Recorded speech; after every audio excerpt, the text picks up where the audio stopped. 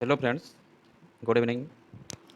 भाई किसी समय भितर गोटे न्यूज आसी स्कूल खोल जो गार्डियन मैंने चिंतार थे स्कूल के खोल पे 2 वर्ष है पाठ पढ़ा लस हो जाऊँगी तो से गोटे बहुत बड़ खुशी खबर जे जुलाई 26 खोल दशम और द्वादश श्रेणी ठीक अच्छे 10th और +2 सेकेंड ईयर जुलाई 26 खोल ठीक है कोविड गाइडलाइन अनुसार स्कूल खोल ठीक अच्छे खूब शीघ्र आसो गाइडलाइन तो जो शिक्षक शिक्षयित्री मैंने टीका नहीं ना वैक्सीन नहीं ना तो प्रथम वैक्सीन दिज्व देन से मैंने क्लास करेंगे ठीक अच्छे देन देखो जो स्कूल ऑफलाइन मैट्रिक परीक्षा है से स्कूल परीक्षा पर खोल ठीक अच्छे ये जो मैट्रिक परीक्षा हम जो मान ऑफलाइन एग्जाम ठीक अच्छे तो सही स्कूल गुड़ाक टे खोल कहीं से एग्जाम अच्छे तो एग्जाम सरला खोल ठीक अच्छे तो विद्यालय को आसवा छात्र छात्री इच्छा दिन रही गार्डियन चाहिए छात्र छात्री को स्कूल को पठे पारे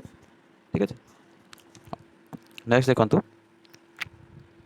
जे स्कूल खोलिबार दायित्व भी कलेक्टर को दि जाए जिलापाल को भी दि जाए जदि से कलेक्टर जदि न चाहिए से एरिया स्कूल खोल पार ना जब कंटेनमेंट एरिया जब थी जब कोरोना जब बेसी थी ठीक है कोविड-19 थी तो से एरिया कलेक्टर चाहिए स्कूल खोल पार ना स्कूल समय हूँ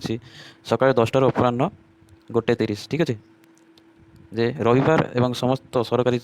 छुट्टी दिवस विद्यालय बंद रहा नेक्स्ट देखो ठीक अच्छे तो अष्टम श्रेणी भी खोली पारे ठीक अच्छे परिस्थिति जब स्वाभाविक हेले अगस्ट 16 भी नवम श्रेणी खोली पारे ठीक अच्छे तो जो एकादश कहुच्छे तो एकादश ये जो 10th जो ऑफलाइन एग्जाम हम तो ऑफलाइन एग्जाम पर तो फल बाहर रिजल्ट बाहर से भी एडमिशन हो पार ठीक अच्छे देखो तो +2 फर्स्ट ईयर पिलांकर एग्जाम पाठ पढ़ाटे सेप्टेम्बर 15 स्टार्ट होची तो आज कहुई जो स्कूल खोल तो सोमवार खोलार अच्छी